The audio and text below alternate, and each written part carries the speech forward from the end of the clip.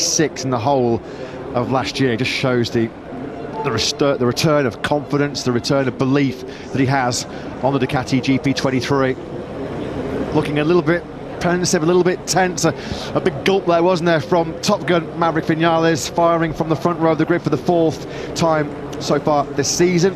75th in his Grand Prix career. Maverick Vinales, a winner from pole position back in the inaugural Moto3 World Championship campaign in 2012.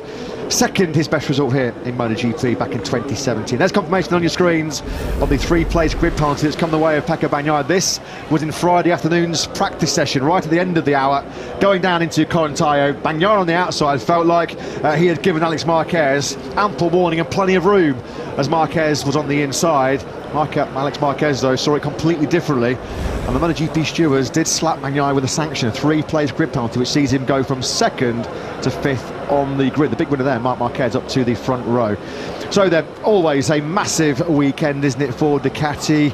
Their World Ducati Week, which is popular with the Ducati fans, coming up at the end of July. What about, though, the prospects for the Beast and Pecco in this Grand Prix? Let's get some thoughts from Davide Tardozzi. Yeah, Davide, awesome colours, and I love the names, like the football on the back, or rugby, on the back of each team member. Yesterday, Pecco had something extra, and I know how much Mark would like to win it, but it feels to me that Pecco still has something extra, and I'd love to hear what you think about both your riders. It will be a different race today, because the long race will force the riders to manage. Manage means that the front tire could be the problem, and if you make the choice of the soft on the back that is faster than the medium, you must at a certain point be careful with the front tire pushing, entering the corner. So while on the other hand, if you put the medium, you are a bit slower, but you can manage better the front. So it depends on which kind of choice the rider will do, and how they will manage mainly the front tire, because I think the issue will be in front. Thank you, Davide. Thank you. Yeah, thanks, Simon. Thanks to Davide Tardozzi. Well, there's been a late tyre change here for Pecco Bagnaia. Of course, he did come to the grid initially with the medium Michelin rear tyre, but as you can see there on the graphic, he has dropped back down to the soft. Yeah, there was a few front tyre concerns for Bagnaia and Martin in the sprint yesterday. They were both surprised by the excessive wear. Of course, we go double the distance in this Grand Prix of Italy coming up very, very shortly. Martin said his front tyre in the sprint felt like had done 20 laps after just 3 laps, influencing perhaps his mistake in San Donato. Pecco Bagnaia also touched upon the front tyre wear, which was perhaps a little bit of a cause for concern for him. Of course, they've crunched the numbers, they've analysed the data, and they've tweaked the setups accordingly for the full race distance here this afternoon. But Bagnaia has switched over to the soft rear tyre. We believe actually the entire grid now has gone for the medium front, the soft rear tyre. We'll await final confirmation though from Michelin in due course. Yeah, certainly the initial information was that the Ducati riders ahead of Bagnaia on the grid were all on the soft rear tyre. Perhaps Bagnaia aware of that, following the same plan. And Bastianini then, does he think he's got a potential home Grand Prix win up ahead of him? His record here in all classes is not particularly stellar. Enea Bastianini, he's not got the form to indicate he'd be up at the front today, but he certainly looked like he had podium potential before he was knocked off in the Tissot sprint yesterday. And wouldn't it be so ironic, with all the talk of Ducati coming close to a decision as to who's going to replace Enea Bastianini, it feels like, in the factory team, wouldn't it be ironic if Enea Bastianini on Ducati's home soil was able to take victory today? Never say never in MotoGP. Anything can happen, and it tends to do. It would be some story, wouldn't it, for Bastianini to take his victory here in Mugello. It's been a tough 18 months, hasn't it, as a factory Ducati rider. So much of 2023 was influenced by serious injuries. The fractured right shoulder blade in the opening sprint really did hamper his early progress. Pecco Bagnaia then just having a few late words here with his crew chief Christian Gavarini, who's been at Bagnaia's side through his recent dominance of MotoGP, back-to-back world titles, and by his side through his recent domination of his home Grand Prix. Because Bagnaia going for the hat-trick here on home soil, having been victorious in 2022 and in 2023. Well, the fans are already on their feet. They need no excuse here in Mugello, do they? But very shortly we're going to hear the Italian national anthem. More than likely, we're probably going to get an aerial display as well. Yeah. That's usually the way we kick off Grand Prix in Italy. There are the Bagnaia fans who we mentioned. They are out in force here as we pause for the national anthem.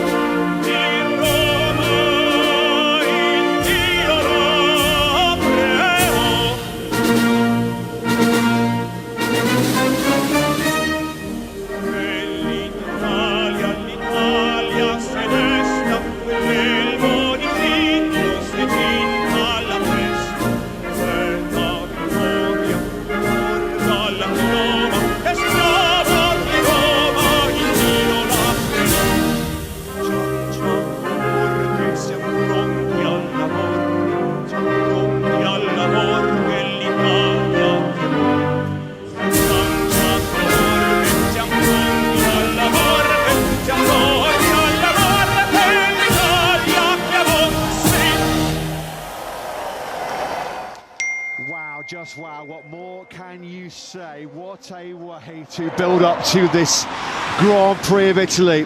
What a stunning rendition of the Italian national anthem there from Maurizio Marchini. Absolutely brilliant. That really does make the hairs on your arms, the back of your neck stand up as the Italian Air Force with the Eurofighters, then the jets. We saw their cockpit camera. What a shot that was. Not quite as quick as the Ducati down the start-finish straight here, though, are they, in Mugello? But nevertheless, providing such a spectacular show. As Jorge Martin then looks to rebound from his surprise sprint exit yesterday when he was locked in for a safe third place. Pecco Bagnaia, we just saw there before that beautiful Italian national anthem, just getting some words of encouragement there from Valentino Rossi on the grid. Let's go down then, of course, and hear from Aprilia Paolo Bonora, a big home race for them as he joins Simon. Yes, Paolo, I have to say, Maverick has looked good. Wow. Mavericks looked really good all weekend. Looks like the last piece not quite there, you know, to fight right at the front. I went to Alecia's debrief last night and he said that he just couldn't get the bike to turn like last year, and now I see the old tail with... That was shocking. Oh, wow, that was never... I've experienced those jets a lot, but never like that. That was another level. Super close. Paolo, tell us your goals today with both Aleix and Maverick. Yeah, yesterday both of riders struggled a bit to keep the pace of the first three. For sure, our both riders did the best. Today will be something different because the temperature is different and probably also the tire in Viñales' side. So we try to do our best with the medium tire on the rear, and we hope for the best. And did Aleix like the change in the warm-up? Did the bike turn a little bit better? Yes, he feel immediately better. So we keep the modification and we start with that, hoping that it helps during the race. Thank you. Best of luck. Thanks so much. Yeah, fair to say that the Eurofighter jets are very, very loud, aren't they, here? Some roar as they roared over the start-finish straight here. Perfect time, wasn't it, to see Top Gun at Maverick Vinales. As Pecco Bagnaia then, in go the earplugs, time to block out the noise. Yeah, quite a lot of it. Yeah, quite a lot of it. I love that sort of, all the Ducati crew here with the Special Azzurri Euro 2024 Italian national colours theme. They've all got the names, even the mechanics, even the backroom crew have got their surnames on the back of the shirts, football style. Is Pecco Bagnaia going to kick another goal here in front of his home crowd? He goes from the middle of the second row there in 5th place. Next to his teammate Enea Bastianini. He's got the special Kiss tribute helmet. Rock and roll all night, it said. I think he's had a special message, hasn't he, from Kiss frontman Simmons, and yeah. rock and roll legend Gene Simmons sent a special pre-race good luck message to Pecco Bagnaia.